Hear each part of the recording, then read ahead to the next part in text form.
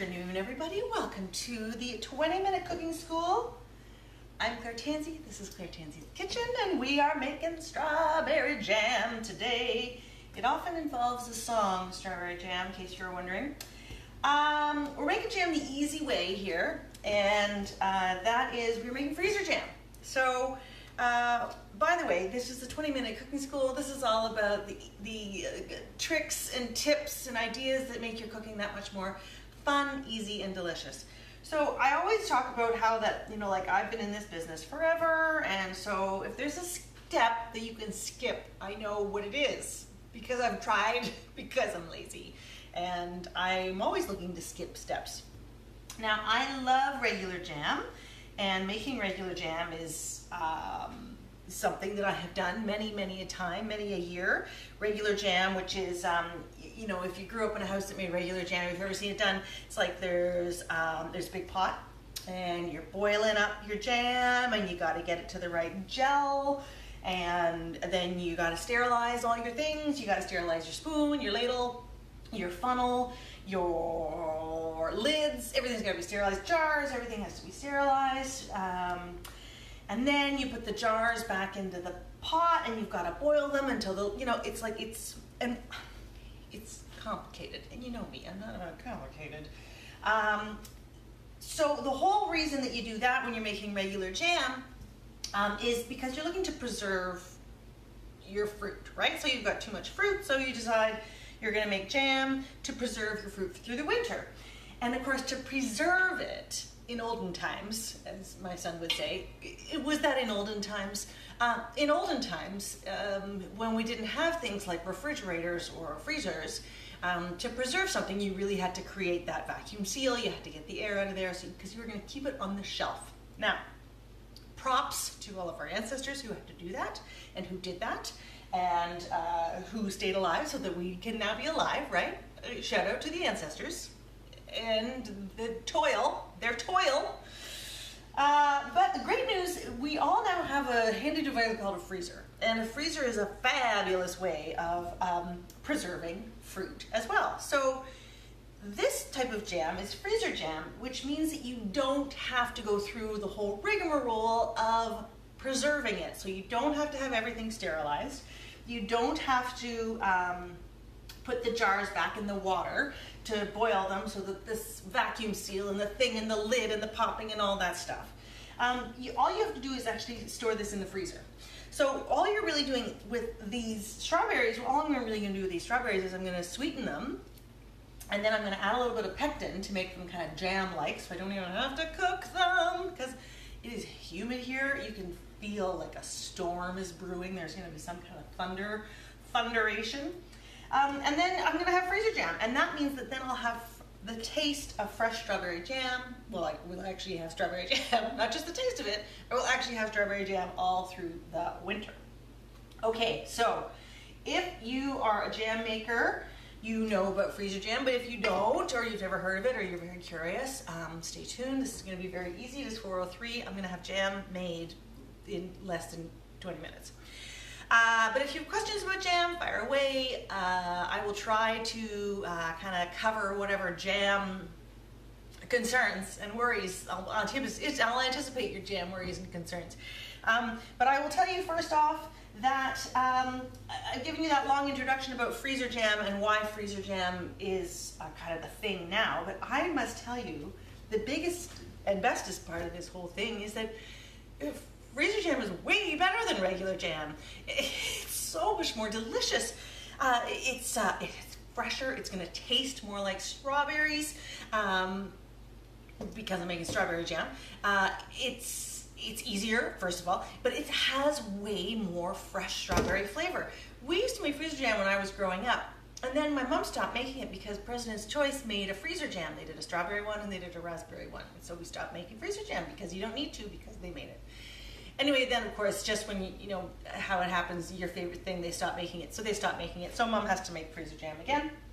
But I have to tell you that like sometimes jam, it just feels like you're eating sugar, right? Sugar that's been cut with a bit of strawberry or whatever fruit you're using.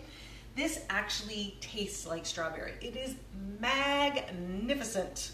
No hyperbole, Not a word of hyperbole. This is magnificent.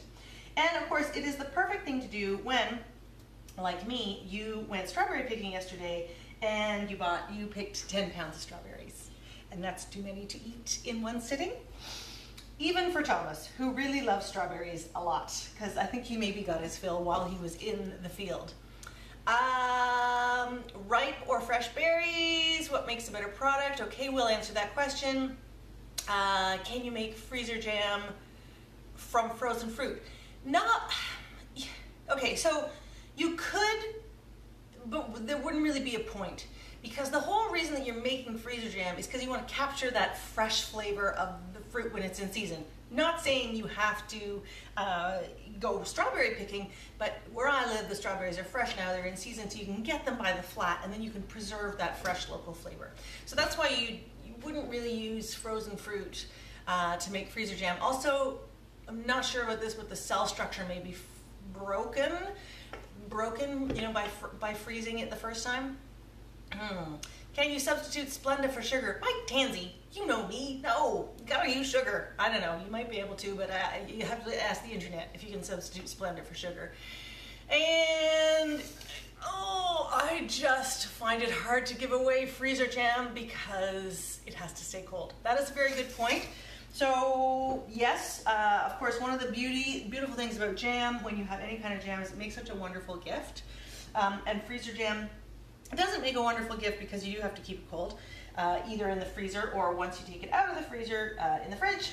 Now, that said, if you give it to somebody, just tell them to put it in the fridge. Give it to them frozen, and once it's thawed, put it in the fridge. You're probably not going to send it across the country, but that would be my solution. So I hope that works for you. Okay, so here are the berries.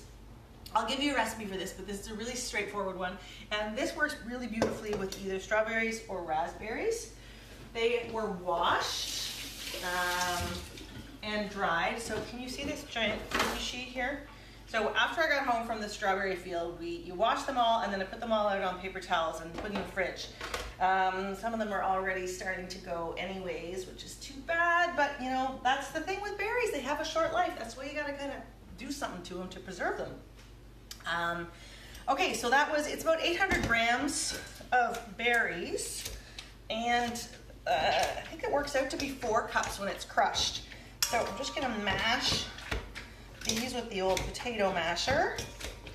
The other thing I really love about freezer jam is you can still see the strawberry color, so it's still gonna be that beautiful, vibrant red color. Oh, it smells so berryish. Delightful. So the berries this year are quite good.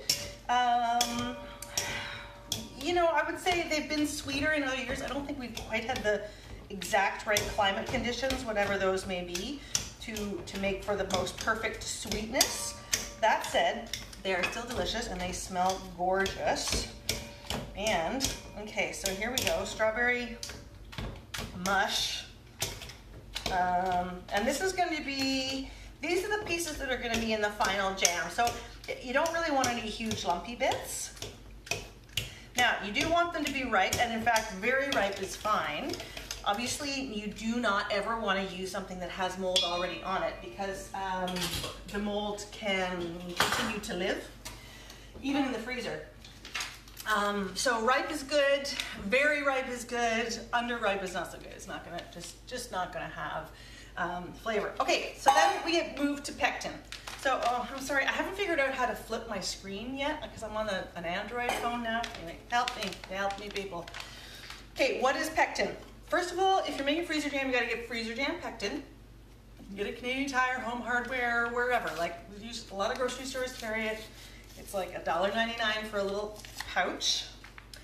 And before you get your knickers in a twist about, you know, oh, I don't like to put chemicals in my food and it's all gotta be natural, and I don't believe in, you know, pectin is a natural product. You can make your own pectin with apple cores and apple seeds if you want.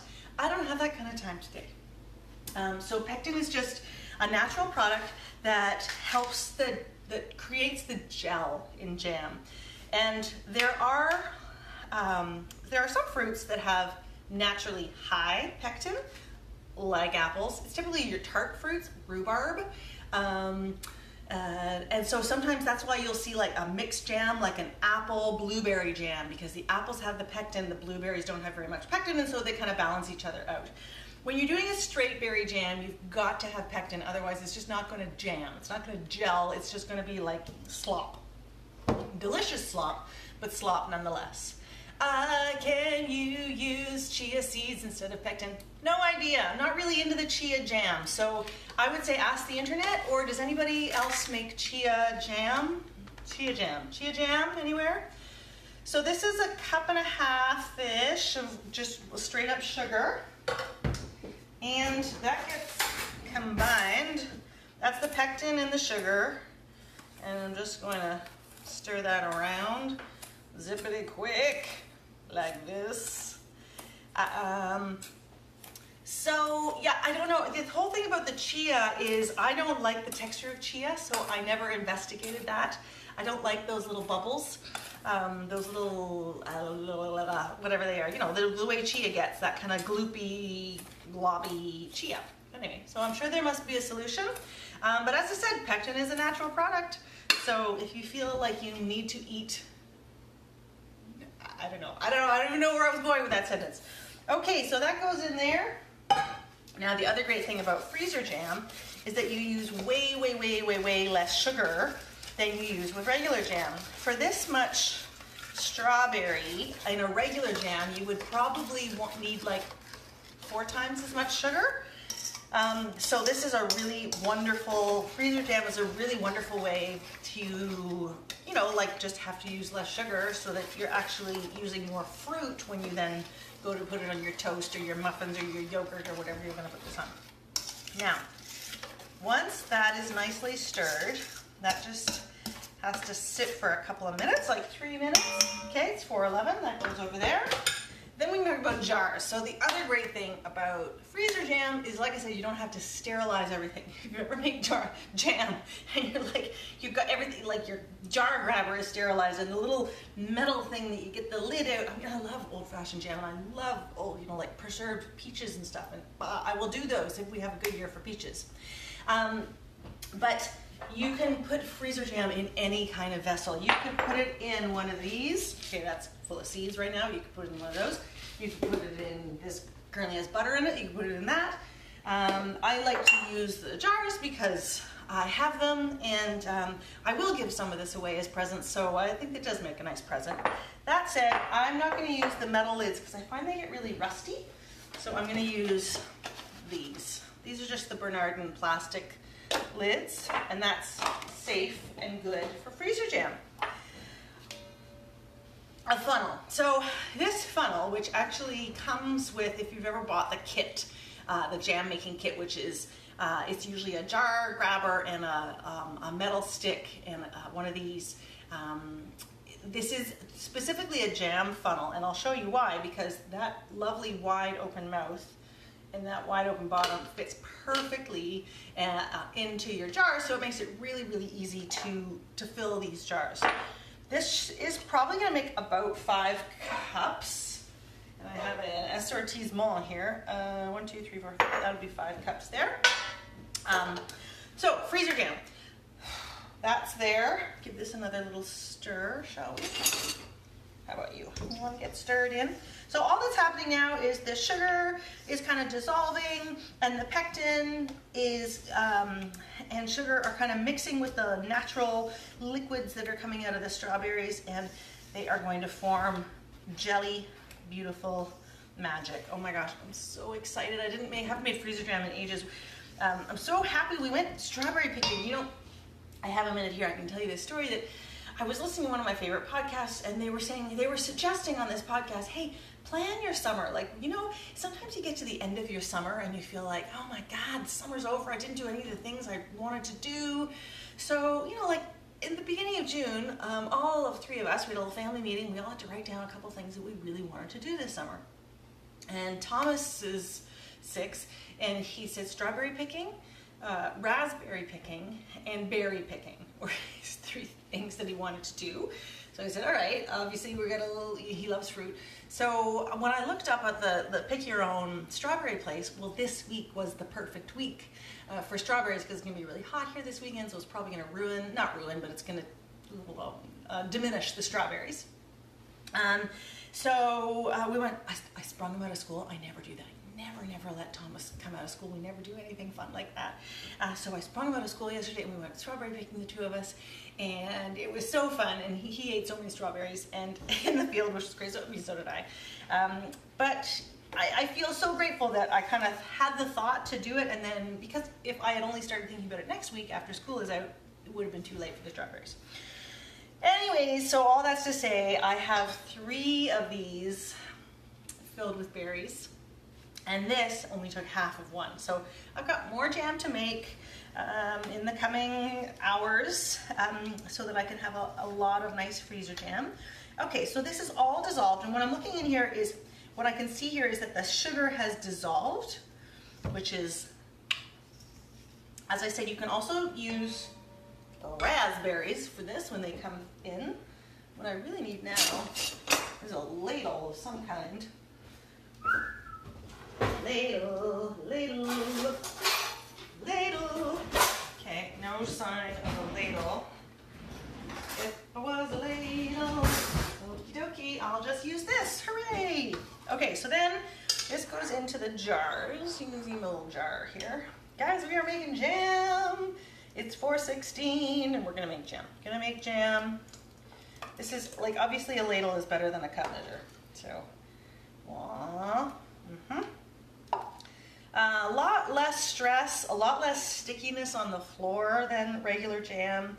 I don't know, I love it. The best thing though for me, as I said, forget about the hassle.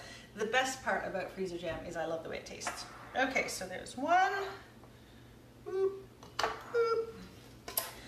Sound effects as ever. So let me know what you want to do this summer. What do you like? What would be on your list for things that you want to do this summer? For me, one of them was strawberry picking. So I already got that off of my list. I also want to go to, there's a really good Shakespeare in the Park near me. So that's usually in August. So I really want to do that this year because I didn't get to go last year. And what's my other thing? We all had 3 things. Shakespeare in the Park. I want to go to the Fringe Festival. I love the Fringe. And that's actually, I think it starts next week. So look, I've already got 2 500 ml jars of beautiful jam. And then, take this guy. And you can use any size of jar. You can use big ones, little ones. And the thing is, you can either, with the freezer jam, you can either eat it right away. So don't forget about the freezer. You can eat it right away. Just put it in the fridge. It has to be kept in the fridge. Or you can put it in the freezer. Now, all that has to happen is this has to sort of sit at room temperature for about a half hour. What do you say? Stir right away. Yeah, about a half hour. In about half an hour, this is going to be thick. And I will have jam. So these ones are nice and full. I'm going to put them in the freezer to store for the winter. Oh my God, it's crazy to think about winter. It's going to be 44 degrees here on Sunday. And then this one, which isn't quite full and also has an old label on it, blackcurrant jam in my mother's handwriting. It could be years old, that label. Always buy the dissolving labels, people, if you're buying labels for your jam jars. So that'll keep in the fridge. But as I said, those just go and get, let's just get you lidded up here, since it's 4:18 and we have time. There we are. Look at that. In 20 minutes, guys, I made jam. And if I had made those in smaller jars, I would have had 5 jars of jam. And that is all right by me for a 20-minute exertion. And as I said, the floor is not sticky. I'm not annoyed. And I have beautiful jam. Guys, that is the 20-minute cooking school. We are done. Happy Canada Day if you are in Canada. If you are not in Canada, happy whatever you celebrate. If you're in the US, I apologize because I feel like you're going through a whole load of hell right now. But happy 4th of July, I guess. Next week is the 4th of July, and I can't think what we're gonna do. What do you want to do? What screams summer to you? Maybe we should make pesto. I see you, Dan. Maybe we should make pesto, hey? Dan's request. So let me know if you have any questions about jam, jamming, jam-a-lama-ding-dong, or jam-a-rama, whichever of those things. I will post the recipe once I've got it. And hey, if you're in Toronto, I'll be on Metro Morning tomorrow morning at 7:20. I'm so excited. So I would love it if you would tune in. And of course, I'd love to see you next week. Thanks for tuning in, everybody, and we will see you soon. Bye. Woo. I mean, really bye. No, I really mean it.